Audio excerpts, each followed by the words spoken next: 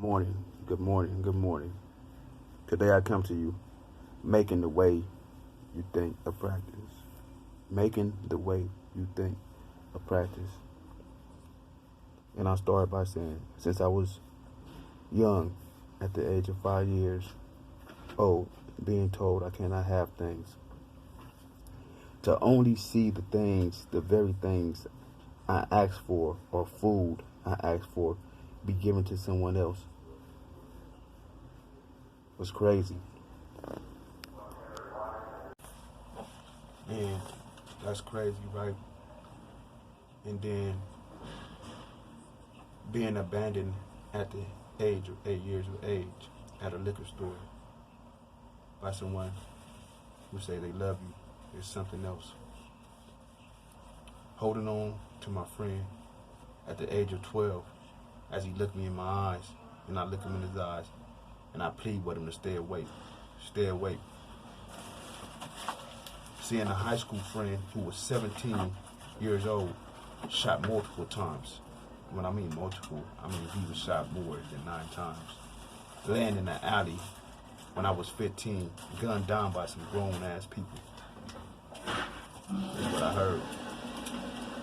Luckily he survived, and I was able to make sure he made it to the hospital. The crazy thing about that story was we was at high school again, and someone came to me and was like, man, Whoopie Whoop is laying there, he's been shot. These are older people. They come to me, I'm young, I'm just in the hospital, I'm just at the game, at the high school watching the game, and they come get me like, what should we do, you know? So I rush over there, you know, and when I see him, I just had like deja vu, like, again, why me?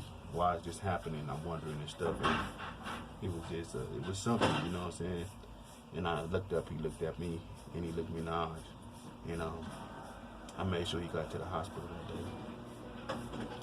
But I never gave up. I never gave up. And I never give up. There's a quote Denzel Washington said.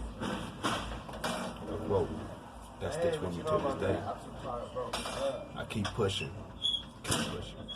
Ready for the next day. Ready for the next day. Ready for the next day. I prayed and I prayed over and over again for the pain to leave. I prayed for the pain to leave. And I realized that it's not just prayer that's going to actually get you through something. You have to put in the work. You have to make it work, and you got to make it happen. So through the revelations of what was being bestowed upon me, and the people that was coming in my life, and you know the things I was seeing, it actually helped me. It led to me, like, you know, some of the pain subsiding, and through that, right, through the science and me paying attention, I started reading books. That's what I was telling y'all, like I read books, and then people that came into my life, I take things from, and then traveling in ways to where someone may not even understand, like connecting in a whole different realm with my spiritual being. A lot of the pain I once felt has subsided, but every day I continue to work at it. Every day it's a work. I work at it. I work at it.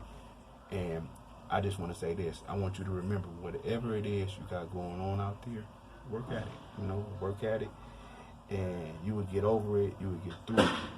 Remember, it's a mindset. You know, everything is not going to come easy. Some things are going to come hard. And if it becomes hard, that's great, because it becomes easier, and it makes it easier for you later on down the line. It's a mindset. Remember, it's a mindset. And put in the work. Put in the work, you know. And it's not just prayer. You gotta thug that shit out. You gotta dig in. You gotta have that grit. You gotta have that determination to know that it's just not prayer, but it's also physical. You know what I'm saying? And you'll be able to get through it. Love, Angelo. I see him, man.